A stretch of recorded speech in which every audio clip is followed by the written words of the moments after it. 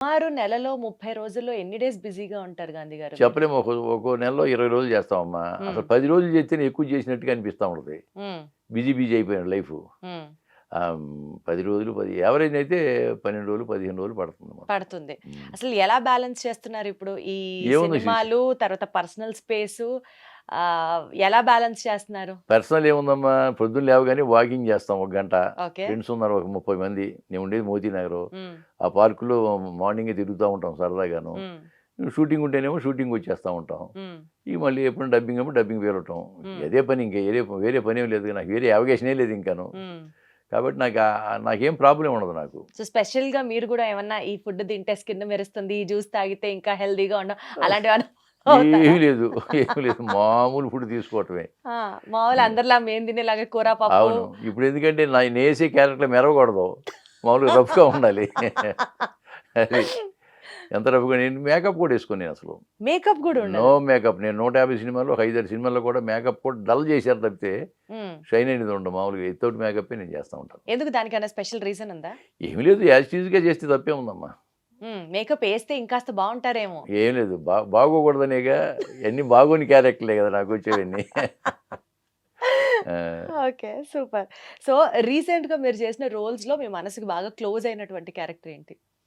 ఈ మధ్య కాలంలో చేసింది మాత్రం ఇదేనమ్మా. ఈ 'వీడే మన వారసుడు' అని దాంట్లో తాత మనవడిది సెంటిమెంట్, చాలా సెంటిమెంటు. దాంట్లో ఒక మంచి సాంగ్ కూడా నా మీద, తాత మనవడి మీద ఒక సాంగ్ కూడా ఉంది. హ్మ్. అలాగే 'కలియుగవనం' కూడా మెయిన్ క్యారెక్టర్ నాది. హ్మ్. అద్భుతమైన క్యారెక్టరు. హ్మ్. ఆ 'కలియుగవనం' ఎన్విరాన్మెంట్‌ని తీశారు అడవుల మీద. మెయిన్ క్యారెక్టర్ నాదే. రాజ్ నరేంద్ర గారని ఆయన మంచి వేషం ఇచ్చారు. హ్మ్. 'కళామ తల్లి' కరుణిస్తే గనక నెక్స్ట్ ఇయర్ దానికి అవార్డులు పంట రావాలి. అందులో తదాస్తు. నాకు కూడా అవార్డ్ వస్తదని ఎక్స్‌పెక్ట్ చేస్తున్నాం. ఇక తర్వాత భగవంతుడి దయ గాని. తదాస్తు. అంత మంచి క్యారెక్టర్ చేశాను. హ్మ్. మంచి క్యారెక్టర్ చేశాను. ఇప్పుడు బాలయ్య బాబు గారి దాంట్లో బోయపాటి శ్రీను గారు మంచి వేషం ఇచ్చాడు. అంటే 2 సీన్‌లే గానీ మంచి వేషం. చాలా మంచి వేషం బాలయ్య బాబు గారితోనే. అలాగే ఇప్పుడు పవన్ కళ్యాణ్ గారితో 'ఓజీ'. 'ఓజీలో' మంచి క్యారెక్టర్. పెద్ద ఒక 7, 8 సీన్‌లు ఉంటాయి నాకు. హ్మ్. ఆయన పవన్ కళ్యాణ్ గారు నా భుజం మీద చేయేసి డైలాగ్ చెప్పడం అనేది నాకు మర్చిపోలేననమాట. అంతకుముందు కూడా చేశా కదా 'వకీల్ సాబ్‌లో'. 'వకీల్ సాబ్‌లో' ఆయన నేను కాంబినేషన్ కదా! అవును. అది నాకు మంచి పేరు 'వకీల్ సాబ్‌లో' గూడా మీకు మంచి రికగ్నిషన్ వచ్చింది. మంచి రికగ్నిషన్ వచ్చింది. మంచి మంచి పేరొచ్చింది నాకు. హ్మ్. Cinema, cinema, cinema. Second inning cinema మీద ప్యాషన్‌తోనే మీరు స్టార్ట్ చేశారు సినిమాలోకి రావడం. సినిమా కాకుండా బయట మీకసలు పీస్ అంటే ప్రశాంతత ఎక్కడ దొరుకుతుంది? ఏం చేస్తే మీరు హ్యాపీగా ఉంటారు? అసలు what is your other interest apart from cinema? Cinema కాకపోతే ఫ్రెండ్స్ ఉన్నారమ్మా నాకు. హ్మ్. నాకు ఫ్రెండ్ సర్కిల్ చాలా ఎక్కువ. హ్మ్. వాళ్ళతో సరదాగా ఎంజాయ్ చేస్తా ఉంటాం. హ్మ్. నేను ఎప్పుడు ఏనాడు కూడా ఏది నెగెటివ్‌గా అసలు ఆలోచించను మెయిను. హ్మ్. ఇప్పుడు ఎందుకంటే నా పిల్లలు కూడా బాగా సెటిల్ అయ్యి ఉన్నారు కాబట్టి, హ్మ్. నాకు ఎటువంటి ప్రాబ్లమ్స్, ఫ్యామిలీ ప్రాబ్లమ్స్ ఏమీ లేవు. హ్మ్. ఒకే ఒక ప్రాబ్లమ్ అంటే నాకు 17 సంవత్సరాల క్రితమే నా మిసెస్ నన్ను వదిలిపెట్టి వెళ్ళిపోయింది. ఓహ్! అంటే అనారోగ్యం చేత. హ్మ్. ఆవిడకి ఎప్పుడో 25థ్ ఇయర్‌లోనే ఆవిడకి షుగరు, బీపీ అన్నీ వచ్చినాయి. అలా ఆవిడకి ఒక 53 ఇయర్స్ వచ్చినప్పుడు చనిపోయింది. ఇక మనం చేసేదేమి లేదు కదా! బంధువులు ఒక ముసలావిడ మాకు వండి పెడతా ఉంటది. హ్మ్. ఇక నేను ఈ షూటింగ్‌లు చేసుకుంటూ సరదాగా ఫ్రెండ్స్‌తో ఎంజాయ్ చేస్తా ఉంటాం. ఏనాడు నెగెటివ్ థింక్ చేయను. ఎవరి గురించి చెడుమని మాట్లాడం. ఏదైనా టైం ప్రకారం టైం పంక్చువాలిటీ మెయింటైన్ చేయటం. అనుకున్న మాట ఏమన్నా అంటే ఒక మాట అంటే ఆ మాట మీదే నిలబడటం. హ్మ్. మాట తప్పినా మెడ తెగినా ఒకటే అంటా నేను. అబ్బబ్బబ్బబ్బబ్బా! అది మా ఫ్రెండ్‌తో చెప్పేదది. హ్మ్. నేను ఒక మాట చెప్పానంటే మా ఫ్రెండ్స్ కూడా గౌరవంగా ఉంటారు నాతోను. హ్మ్. ఒక మాట అంటే ఆ మాట మీదే ఉంటాడనేది ఒక ఇది. హ్మ్. అది. ఎప్పుడన్నా ఆ మాట కోసం నిజంగా చాలా ఫేస్ చేసిన సిట్యుయేషన్స్ లైఫ్‌లో ఏమన్నా వచ్చాయా? ఏమీ లేదమ్మా. ఇప్పుడేమి లేదు అంతాను. అనుకోని మనం చేయగలిగితే అంటే మాటిస్తాం. ఇప్పుడు మనం ఒకళ్ళకి ఒక మాట ఇస్తాము. ఆ! అది దాని మీద నిలబెట్టాలనే ట్రై చేస్తాము. అది. అనుకోకుండా చెప్తాం ఆ మాట.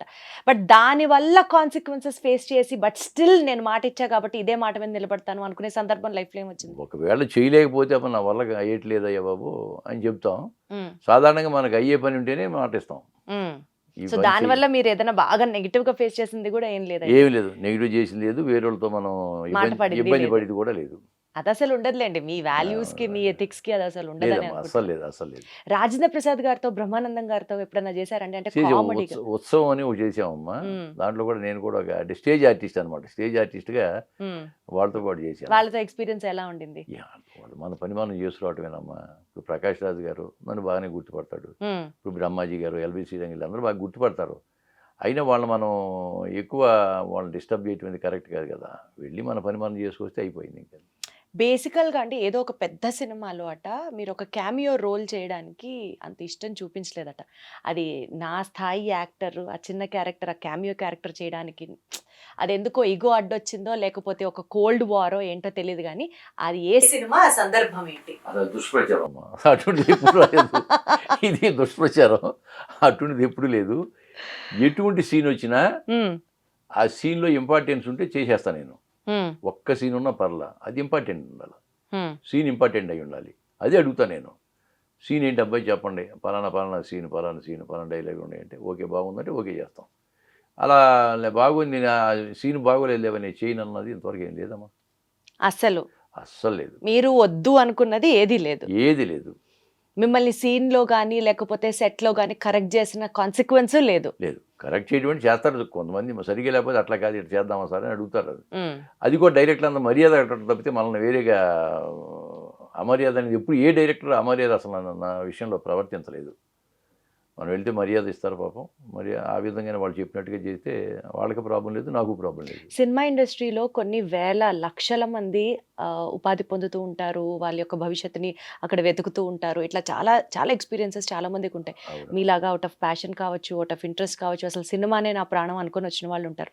అందరూ ఒకే తాటి మీద సెటిల్ అవ్వడానికి ఆస్కారం గూడా లేదు. కొంతమంది సెటిల్ అవుతారు. కొంతమంది ఇంకా అవును. ఆపర్చునిటీస్ కోసం వెతుకుతూనే ఉంటారు. కొంతమంది ఇది మన మన వల్ల కాదు అని వదిలేసి వెళ్ళిపోతూ ఉంటారు. అవును. ఇన్ని సక్సెస్‌లు చూసిన మీరు, ఇంత మంచి పొజిషన్‌లో ఉన్న మీరు ఎప్పుడన్నా సినిమా వర్గానికి సంబంధించి కష్టాల్లో ఉన్న వాళ్ళకి కానీ, సెటిల్ అవ్వాల్సిన వాళ్ళకి కానీ, మీ వంతు ప్రయత్నంగా ఏమైనా చేసే ఆలోచన ఉందా అండి? చేశానమ్మా. చెప్పుకోకూడదు గానీ, మామూలుగా చూస్తా ఉంటాం. జూనియర్స్ వస్తా ఉంటారు. చిన్న చిన్న ఆర్టిస్టులు వస్తుంటారు.